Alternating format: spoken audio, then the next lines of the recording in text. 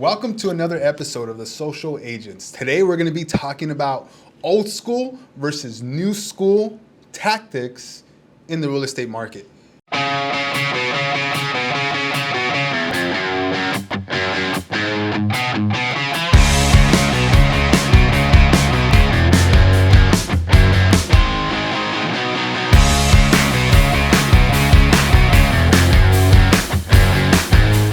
Also, we're going to be going over what Real has to offer as a brokerage, because that's the brokerage that we're part of. And we do believe that this is going to be a new age for brokerages. The old brokerages are going to be gone, and I truly believe that, because the model just doesn't make sense. Yeah. Right? So we're going to get right into that. I mean, if you like, you bring your friends on, you want to get paid, great. Real is going to be the way to go, but we'll dive deeper into that. Today I have Reyes, Mr. Real Estate himself, which is killing it on social media. I got Justin, one of my co-hosts, that also kills it on social media. He's the one that helps me run the Cedeno Realty page, which is almost up to about 15,000 followers. We get about, in the last 30 days, we have about 720,000 accounts reached. Jeez. And that's all thanks to Justin. Dang, good stuff, bro. So we're going to be talking about some good stuff today. Yeah. Dang. And then we got Jeff, Mr. New Builds for You, right? His page is probably going to reach not as much as Cedeno Realty, but around like 500,000 accounts reach. But majority of the leads do come from New Builds for You. And that's because he's a master at building relationships. Not only like, hey, just acquiring leads, but also building relationships through stories. Yes. Right? Yep. Engagement, and actually getting people to love and trust him and what he's selling to be able to go and work with him. So we got a couple of experts here on social media, and that's something that we do talk a lot about. So let's get right into it. Let's talk about old school tactics, right? Okay. We like to talk about what old school tactics are and what does that look like. For me, door knocking, cold calling, right? Open house, that's kind of like old school. It is old school, right? Open houses, FSBOs, expireds, all of that. That's a process, right? So now we have that compared to new school. New school is going to be social media, right? Running ads, running all of that good stuff. But I like to focus on social media, right? We have the tactics of your sphere and all that. So talking a little bit about the old school tactics, man. Which ones work? Do you guys think work the best? Open houses. Yeah. I like open houses, man. And I mean, we kind of use that in what we do every day too, right? Like we schedule these open houses at communities. We schedule open houses for our listings. Like we're still using open houses. I think that's, out of all of those older ones, if I had to pick one to do, it would be open houses. Because people actually want you to be there. Yeah. I mean, open houses are a great way to like practice talking to people. Yeah. You get, 5 to 10 maybe quality people, hopefully, coming into that house, each day that you're doing it. And so if you actually take that seriously, like you can get really good at having conversations with people, with just neighbors, just wanting to come by, with people prospectively buying the home, with people prospectively selling. So you can get a lot of different types of conversations in an open house day. Yeah.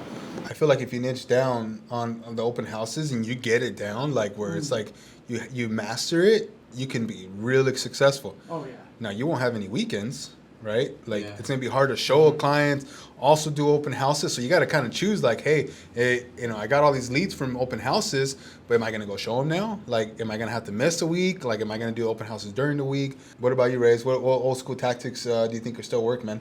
I agree 100%. Open houses, I think people definitely want to get out. They like to touch. They like to feel. It gives them something to do on the weekends. However, I will say that now the way you would do an open house is, before you would go door knock around. If you did that, right? Most people just put up the sign the day of. But if you were to go door knock around, you probably get a little bit more attraction. But with social media now, I would promote that thing the whole week so that when that Saturday, that Sunday comes, everybody comes through. But if we're talking about it, I'm going to say the cold call. Only difference is ours is not a cold call. We're not cold calling a subdivision. We're not cold calling expireds. We're not cold calling FSBOs. We're calling people who have reached out to us and said, we're interested in this home, interested in this community. And every single one of us knows that social media is cool, but our bread and butter comes from those phone calls. Yeah, 100%. And to go back to Justin's point, open houses really do help you get like used to talking to people. You have to think on your toes.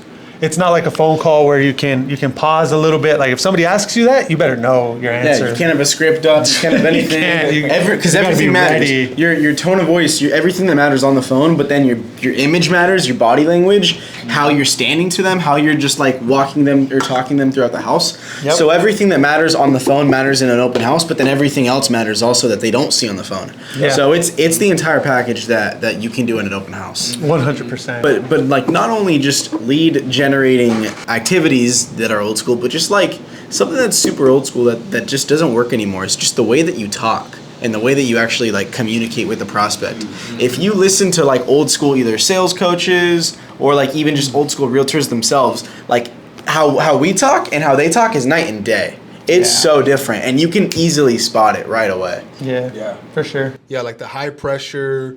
Now, we help people move them along, right, and make a decision, but we lead with one, value, and two, curiosity, right? And I think those are the biggest things there. Value and curiosity, if you think about those two, not more than like, hey, when are you available? 5 or 7 p.m., Tuesday or Wednesday. It's like everybody knows that. Like, everyone's already heard that. And yeah, it works. Give them a 2-option close. I like to give them an option and then close them out that way. But I've already asked all the questions where it's not so much a close. It's like, this is the next step that just makes sense. Mm-hmm. Yeah. Right? It's like we don't have to close people out. Is we break down the process. We stay curious. Right? We ask the right questions. So when the time comes to actually close them out, it's already done. Yeah. We don't actually have to close them. Yeah. I mean, ideally, like your prospect should be wanting, like, what can I go see them? Can I go meet with you? Like, you shouldn't have to be closing them on to make the next decision. They should be asking you, how can you help me? How can I work with you? Like, if you're doing it the right way and you're leading up in all the questions and your tone and your dialogue and everything, and like Robert said, if you're leading with curiosity, they should be asking you by the end of it, how can you help me? Yeah. And I will throw it out to some people, right, that they're asking me about, like, you know, hey, well, when can we meet, or stuff like that. Mm-hmm. Or if I'm going to close out to go for an appointment, like, I'll let them know, like, hey, I'm busy. Like, I'm doing you the favor of going out and meeting with you. Mm-hmm. So now, what does that do? That gives you somewhat of authority, right? It gives you a certain authority that you wouldn't get when you're like, hey, well, when can I stop by? Yeah. It's like, what? Like, what do you mean? Like, you just have the whole day available? Like, what else are you doing? I tell people, hey, man, you know what? And this is probably one of my favorite closes, and it works, right? Like, hey, like, hey, well, let's meet sometime next week. Great. Hey, my schedule fills up pretty quick. Let's jot something down so, I don't miss you. How about we do something like Tuesday at 6 p.m.? Does that work for you? Right? Because that, my schedule does fill up pretty quick. Something of that sort, right? You get that going, and it's like, oh, shoot, yeah, well, this guy's kind of busy. Like, I can't just be like, oh, no, right? Yep. So, and then if they're kind of like hesitant, then I say, hey, you know what? I really want to lock you in. I do get really busy towards the end of the week. Like, let's schedule that, and if anything changes, you let me know. Mm-hmm. Yeah. So. Yeah, that's good. And all of it is like I think the old school methods where it's like you sound excited on the phone. You're, hey, Mr. Seller, how's it going? Like, whatever, or you're trying to schedule the appointment. All of that stuff I think it does two things. It makes you sound really needy, and I think old school salespeople, especially in real estate, they sound really needy. They don't have anything going on, or they do, and they just want to meet with you right then, or want to meet with you. They give you that 2-option close. So it makes you sound needy, and that lowers your frame in the prospect's head. Like, they don't look at you like the expert. How many people, when they talk about realtors, they just think realtors are just door openers. Realtors are just whatevers. Yeah. Because you have made yourself sound needy, and you have made yourself super low in that prospect's frame, and that's why all they see you is as a door opener. Our clients do not just see us as a door opener. They see us as like the expert, and I can't do the process without them. Yeah. But it's because we don't sound needy. Like, we don't sound like they're doing us a favor. We are helping them, and they know it. Yeah. Yeah. It all goes back to providing that value, though. Mm-hmm. Mm-hmm. When you provide actual value in the initial calls, when you first meet them, like all of that, and you're open, transparent. I've driven up to communities, and I'll pull over the truck and be like, hey, we're not going to go there. Like, look at it. It's not going to fit any of your needs. And they respect that. They like that. They know we're just being real with them. Like, we're not that pushy sales agent, you know. It's more like we actually want to see you get into a nice house and a good area. Yeah, we're providing the Yep. right value. And just to kind of add on that, you know, Jeff definitely is the king of stories. And the reason why it's so important is because it humanizes you. So, you know, like Justin was mentioning, it's value. So if we're talking about old school versus new school, old school, you get your name out there, maybe you're door knocking, maybe you're cold calling. Maybe they know you, maybe they don't. Maybe you have enough money to buy a billboard and they see you on the side of the freeway. With the new way we're doing things, we're on social media. Our ads are constantly running, our reels, our TikToks, whatever platform we're using. And so we're building value. By the time they reach out to us, we're not having to prove ourselves to them. And that's kind of the biggest thing, is that people can watch our content on their time. They can pick and choose which things they need the answers to. And by the time we set up that 15-minute call, not only are we in a position to really help them because we are the expert, but they already have that trust in us because they're like, man, he has a proven track record. We see the end result of him helping his clients get the home sold. We see them opening escrows. We see them going to out all these different communities. We see them doing market updates. It's a no-brainer for them to work with us. Whereas without social media, I really don't know how you're going to build that value up in their eyes when they don't know you. Yeah.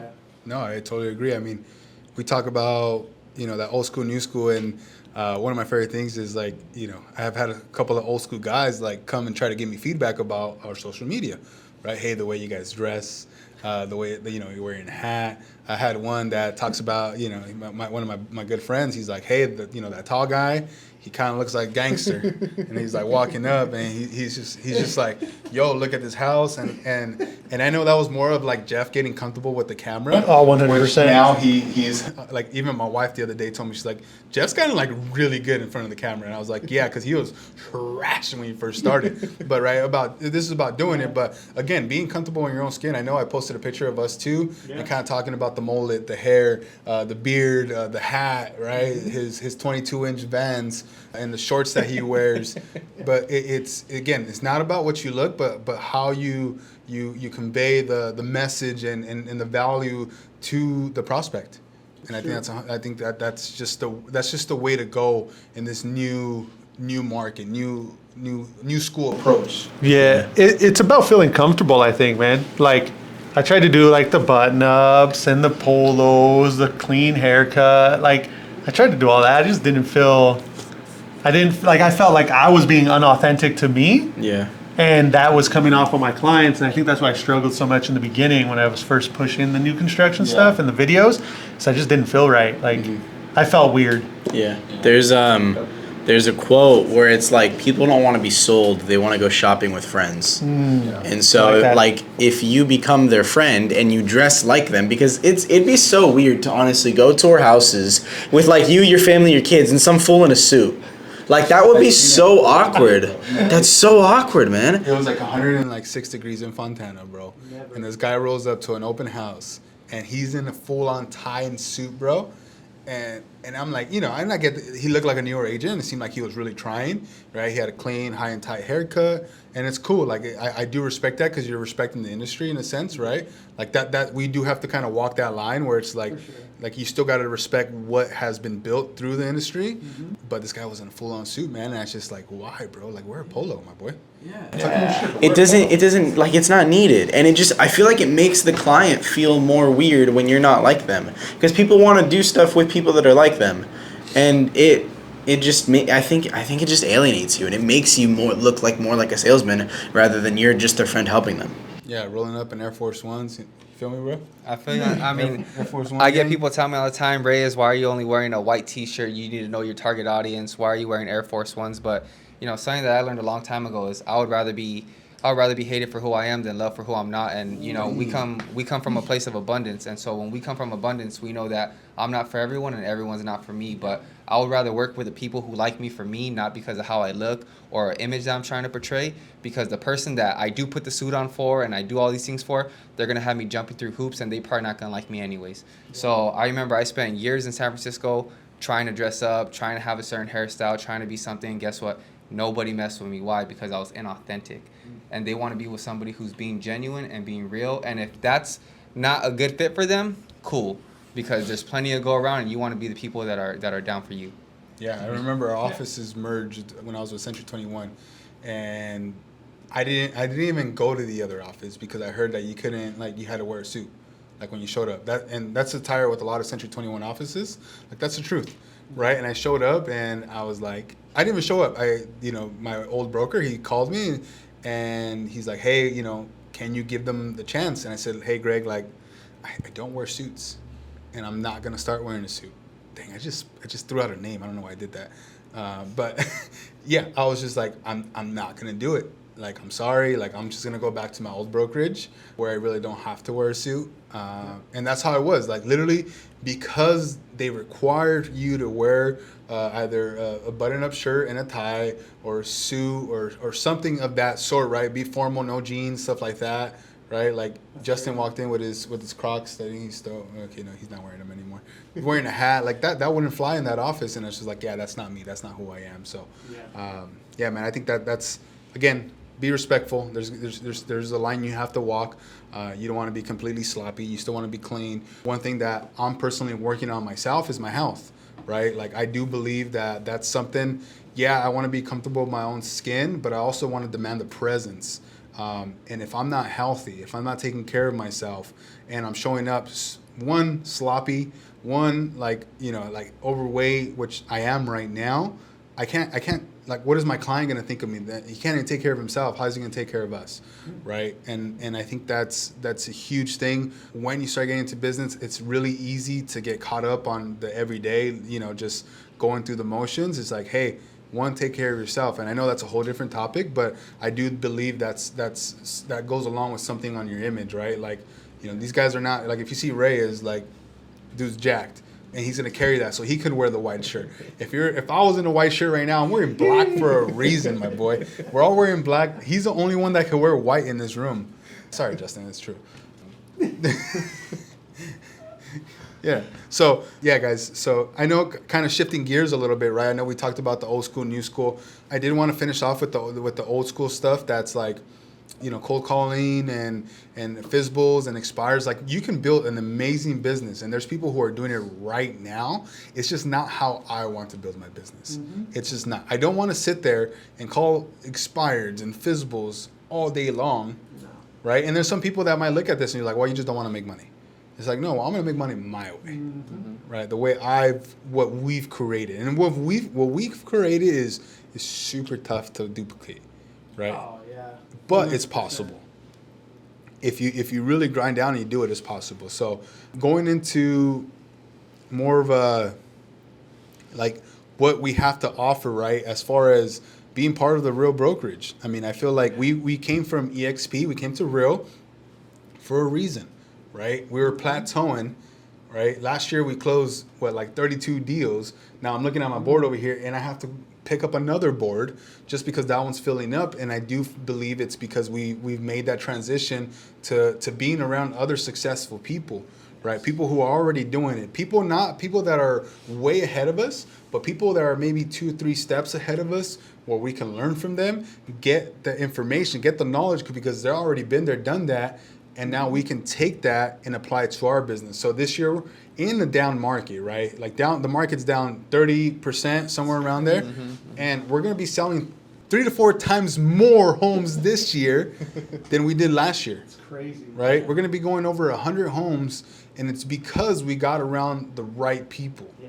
Like, I feel like this could be a whole video on itself, right? Of getting around the right people. For sure. And it started with going to Real. Now, the beautiful thing of Real is they have many options, right? Yeah. Even coming with us, you have many options. Hey, you want to be part of the team? Great. We can show you how to do that. Now, hey, you want to be a solo agent, or you are a team yourself? We can show you what works for us. We're building out all the systems. It's like, and we can just take it and give it to you, and that's what we've done with the people who are ahead of us here at Real. Yeah. So I know the Real option actually came from him first and then him, right? Of switching over, of making a change. Yeah, me and Justin sat in our office, and we're saying, Robert better make this switch. You mastermind against me. Or we're gonna cut this fool's mullet. Like, we were ready, dude. We were committed, but like, we talked about the old school to the new school agent. Now we're talking about the old school to the new school brokerage. And it's like, what do these old school brokerages have to offer you? Not much. What do these new school brokerages have to offer you, like Real, like we'll talk about, a whole lot. You know, so It it's just makes more sense. And I think especially for like as the agent is getting younger, as the home buyer is getting younger, as the process is becoming more digitalized, Yes. you want to be working at a company and at a brokerage that like embraces all of that and that shows you how to succeed in that kind of market. Doesn't like try to fight the like the way that things are going. We all know that those old school methods are declining, but like they're trying to fight so hard to keep them rather than just pivoting and embracing what the new brokerages are doing. And that's what a brokerage like Real has to offer. Yeah, I thought it was crazy when we got to Real and they're like, no, all your transactions, everything's done over an app. And I'm like, over a what? On my phone? Like everything is done right on my phone. I could see how much money I'm making off of deals, rev share stuff. I can see everything. Who's in my downline, like who I can reach out to if I have questions. It's all right there. Yeah. And that just makes so much more sense. I think the biggest thing about this is like collaboration. Ooh. I mean, I haven't been at I would say so, but I haven't been at an old school brokerage. I know Robert has. I know you have, right? Yeah, all three of you guys have. From my understanding of an old school brokerage, there wasn't much collaboration. People don't want to help each other because, like, why? It's going to take away from your business. They're your competition. I feel like with Real and with new brokerages, like, not only are you incentivized by RevShare, but, like, people just want to help each other. Even if they weren't incentivized, I feel like that's just the culture that's, like, kind of here. Yeah. Yeah, I remember what kind of sold me on Real was when we were like initially trying to figure out, is this the right move? Who are we going to work with? Who are we going to partner with? I called a pretty top producing agent. I mean, his team does freaking 1,000 deals a year. And this dude talked to me at 10 p.m. at night.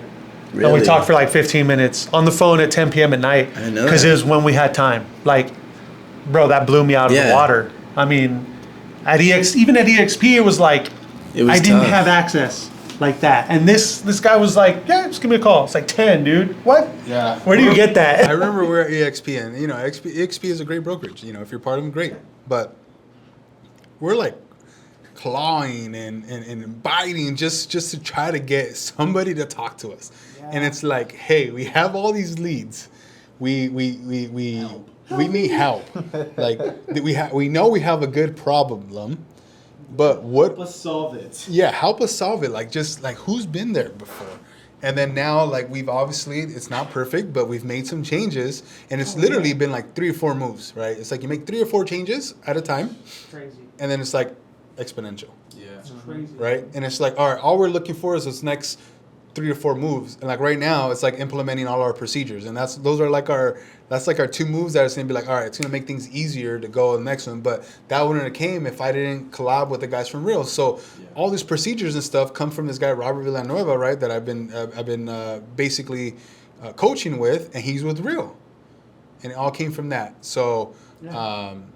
Yeah, it's been great. We just want to help each other, and like what I mentioned before, like you are incentivized to help the agent next to you. You know, if I bring Jeff on, like, you know, there is revenue share. That we all know that, and so, or if you don't know that, like there is. Yeah. So if you want to, you can make a great amount of money selling real estate, but if you never want to sell real estate again, you can make a ton of money recruiting people and helping them sell real estate.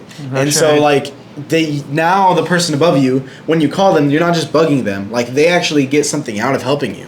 Yeah. So they want to. Yeah. We just blew Ray's mind right now, and we're showing them like the checks that we're going to be getting from RevShare. Like they're not crazy yet. Yeah. But it's just like I was going to bring these people on no matter what, right? And like to collect a check, Ray, is like that's pretty insane, right? It's insane, and you know the thing is that it's really coming from a good place because the people that are bringing you in, they genuinely want to help you. They want to help you grow your team. They want to help you grow your organization. They want to see you become more successful. And, you know, coming from a traditional brokerage, I remember when I first started, nobody really wanted to help me out. Everyone was kind of secretive about it. Then I went to another company, and they were very team oriented. But even then, it was like our team versus your team. We're not really trying to tell you too much.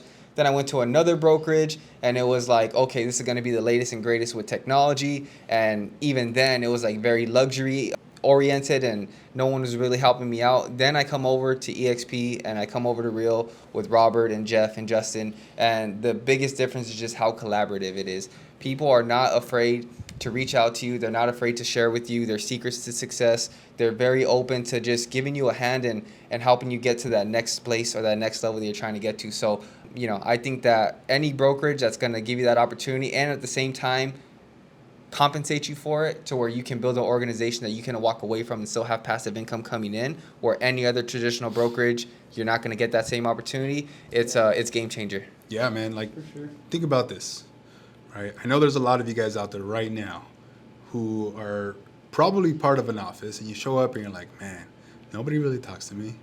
Like, I ask questions, they don't really want to give me their answers. Like, there's probably plenty of you feeling like that right now.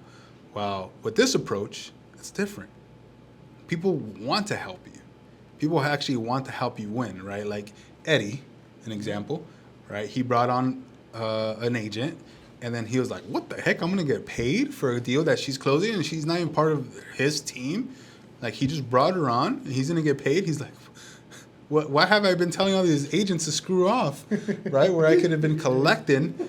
And again, now, like, he's like, yeah, how many more agents can I help, right? And it's leading with that first and then reaping the benefits after that. For sure, man. I mean, these two agents, all about like collaboration, right? We're bringing on these two agents to our organization from up north. I'm gonna go out there in September, film some content with them, just kind of working on with their whole business model and stuff, and push that. Like, that's cool. You don't get that anywhere else, dude. No. You don't get that anywhere else. Yeah, and there's some offices, like I've been part of like Remax Top Producers, and they did a good job of like telling people what they were doing. But there were some teams that are like, oh, we just work hard. It's just a matter of working hard. You just get in there, you just do the work. And it's like, yeah, what work? Yeah. What do I need to do? What's this? No, you just work hard. Nobody to talk to. Yeah. Door knock, open. Yeah, just go do door knocking, open houses. They work great. Do it all. Yeah. What do you guys do? We just work hard. And it's like, no, it doesn't. Yeah, I know you work hard. That's part of it. But what do you do? And just being part of Agent Access, right? And what we're doing, and we're creating the social agents kind of under that umbrella of Agent Access, because they already have the systems in place. So like we don't have to recreate it. And then we've been having these people come on, and they're just spitting fire. And you're like, your eyes are open to what's possible. And if you're part of a brokerage that's not doing that, then you're just going to sit there and be all up in your feelings, just like every other agent out there saying, oh, there's no business out there. There's no deals.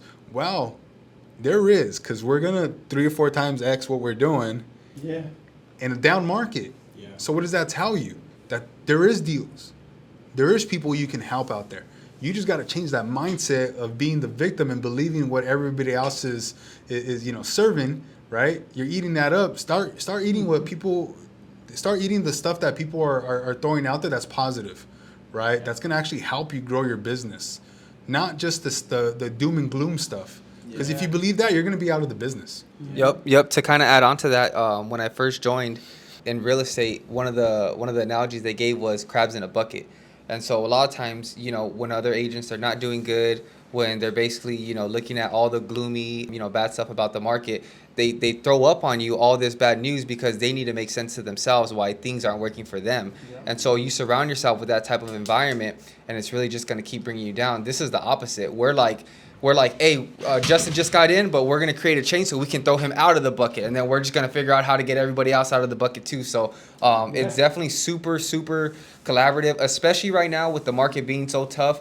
I was basically by myself, really struggling, joined the team, and in a matter of months, my production just like tripled and quadrupled. So it's all a byproduct of my environment, surrounding myself with other people who are doing good, and more importantly, surrounding myself with people who really, really genuinely want to see you succeed. That's the biggest thing. There's no jealousy, there's no hate over here. It's all about just let's help each other grow, because we all have the end goal of just helping families get into a home, and of course helping our family at the same time. Yeah, man. We just had Michael, who I think he's been licensed 6 months. His old office was old school, super old school. He didn't even get a showing from his old team. Like, he was making calls, he was doing all the right stuff, but he didn't even get a showing from his old team in 6 months. Like, you know how demoralizing that is. And all of a sudden, he comes over here in a month, or maybe like a month, and he just opened up an escrow.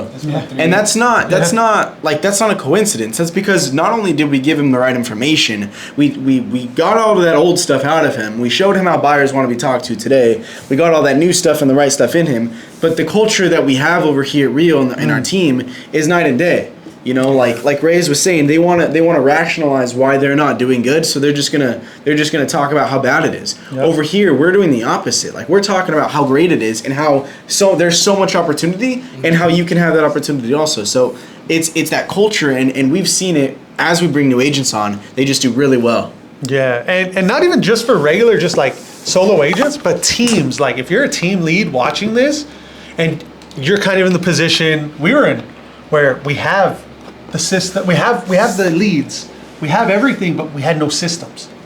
Like, this is the perfect environment. You come over, you get the systems, you learn how to implement them into your business and what works, and then, I mean, triple, quadruple production. That's crazy. Right? Like, you're providing now a great place to grow your team. You get to take advantage of the rev share off your team, right? If you have 10 agents under you, that's 10 agents. You're not only helping close deals, but you're gonna be compensated with as well. So it's Part of the real, yeah. it's amazing, yeah. So it's not just the solo agents, but the teams. Like, if you're struggling out there, it's not all bad. Trust us. Yeah. Like, Yeah. we went through it, guys. We went through it. Yeah, I always make the joke though, like back in December, Justin would come into the office and just be like, we suck.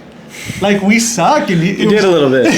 How pissed was I though? Like, coming into the Oh, office dude, every it was, day? you see like 4 names on the board and it's like, that's it. Like, we're struggling. It's the fact, right? Yeah, Like, and now we're like- struggling. we have like close to like 45 open escrows right now. And it's all from Yeah. that Open systems, escrows. changing those systems, And think changing about the mindset. Like, think about this too. Like, if you're at a Century 21, a KW, or whatever, like, is there somebody in your office or whatever who's doing a team or however who's doing 500 transactions that you can go look up to? Like, probably not.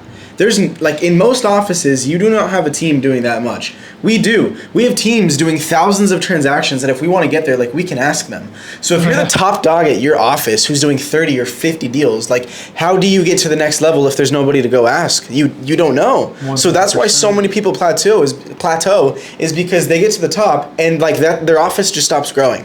And there's nobody to look up to ask to get the right moves, because we went about 30 something last year, 100 and something this year. It's been like 3 or 4 moves, like Robert said. What if we would have never gotten those moves and we would have been at some old team? We would have done 40 this year or something. Like, you're not that far away from just quantum leaping, but you're not going to get that quantum leap if you don't have the people above you to show you how.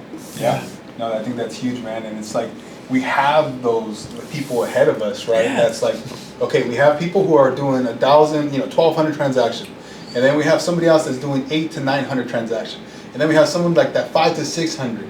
And then we have somebody like Riley right above us doing like 2 to 3. Yeah, 250 to 350, right? That's the range they're going to be at. They're probably going to be closer to 300, and we're right under them, right? So now it's like we have our 100 deal a year like issues, Yeah. right? And then Yeah. hey Riley, how did you address this when you were here? Well, this is how I addressed it. Okay, Yeah. boom. Now we get to 350 to 500. Okay, hey. Who's a good example? Spring. Let's just say Spring, right? She's more like 800, but let's They're say way up there, yeah. yeah. Okay, well let's like over 1,000. I Yeah. don't know, some other one. Yeah, Hold up. let's say, but there's people Yeah, who are they're doing there. that, Yeah. right? And then it's like, okay, now it's next questions, right? Yep. And next questions. Next thing you know, you're the team that's doing 1,000 transactions, and you're bringing people up and Yeah. answering the same questions you had for those people Yep. who have answered them for you. Yeah. And not only am I answering them, but you're getting compensated for it. Yeah. How crazy is that? Yeah. And the people that you mentioned, whether they're doing 100, 250, 500, 800, 1,000 deals, they're accessible. They're Yeah. not like these, Yeah. these high, High and mighty. high and mighty top producers that you can't get a hold of. These are people, like Jeff said, you call them, they'll take a call at 10 p.m. They'll open up to you. They'll let you know what's working for Yeah. you. And so, they're real, just down to earth people who, if you have a question, they're gonna do everything they can to get you an answer. Yeah. Yeah. I think that's good. I think that's just the culture Real has. Like, you want to win as a brokerage. It doesn't matter where you are. Like, Yeah. you just want to win. Where others, you're kind of pitted against each other. Yeah, if people reach out to me and they're my downline, they want to know about social media, guess what? I'm going to have a whole course for them that I could just say, here, I guess I can't give it away maybe, but hey, like, give me $5 for it or something. Right? Give me $5. And Come I'm gonna take give you it. this full course on how to create content for social media, right? I'm talking about shorts mostly. We haven't done anything for long form, but we're going to have something that's going to be for shorts, right? How to do home tours, how to do talking videos, how to go from literally recording to editing, mics, everything you need to know about that's going to be in there. And then next we're going to be building out something for teams, right? Hey, you have a social media team. This is what we've built out, and this is what works for us. But you only get that if you're part of the organization, right? Hey, you want me to fly out to Canada? You want me to fly out to Texas, right? Like and go show you and spend 3 days with you. If you have 30 people on your team, yeah, I'm going to be incentivized to do that. Yeah, I'll fly out to Texas, spend 3 to 4 days with you. Yeah. Right? Maybe when it's not so hot and muggy, but December? yeah, December looks good. But if there's teams out there who are in that 30 to 50 range, like that's where we can impart that value to you. Yeah. You know, because it's a tough threshold to cross, but we've been able to figure out what it takes to be able to cross into those triple digits. So if you have been stuck and you're not getting the support at your brokerage, like why aren't you staying there? I don't get what the draw is, because there's people who are willing to help you who have been there, and we're not just making empty promises because we make money by helping you. So why would we not help you? yeah, no, I totally agree. So yeah, I think that's a good way to close this out, man. Yep. Because I feel like we can help a lot of people out. I feel like there's people out there that need the help and they should get the help, but I think part of it is they like being the big fish in the office. Yeah. And that might feel good, but how about being a small fish in a bigger pond and expanding your business? I think that would feel a little bit better, right? And then you become that big fish in the big pond, and then you're like, oh shoot, I got here because I became the little fish first, right? And I wasn't the big fish in a small pond anymore. So And one more thing, this is probably one of the biggest things that I see, especially with agents. Don't get so caught up on the commission split. Because there may be a brokerage that's going to offer you a really, really high split, but maybe not offer you anything else. Yeah. If you're a newer agent, maybe you're a seasoned agent, you're trying to take your business to the next level, when you're looking at these brokerages, look at the bigger picture. How much value are they giving you aside from just the commission split? And also, do you want 95% of 2 deals, or are you okay with taking 75, 65%, but now you're doing 30, 40 deals? Right? But it all you have to look at it as, how is this going to grow me? And don't just look at the money alone, because you may think you're leaving money on the table by going with a little bit of a lower split, but when you look at all the value that the brokerage and the team has to offer you, you're going to be making it back tenfold, and that's value and that's experience that you're going to keep with you no matter where you go. yeah. Yep. All right. Thank you for tuning in. All right, guys, so we're going to be closing this out. Guys, again, if you guys want to reach out, there's always going to be a link in our description where you can book a 15-minute call with myself or anybody on the team. If you're looking to make the move to a new brokerage, even join the team, we can talk about what that looks like. Either way, we're going to have some great value for both. There's different aspects when it comes to the team, also different aspects to joining the organization, the social agents, right? And this is what this podcast is about. So we're going to provide more value, guys. I appreciate you guys for being on. So Cal, today you're out. Later, guys.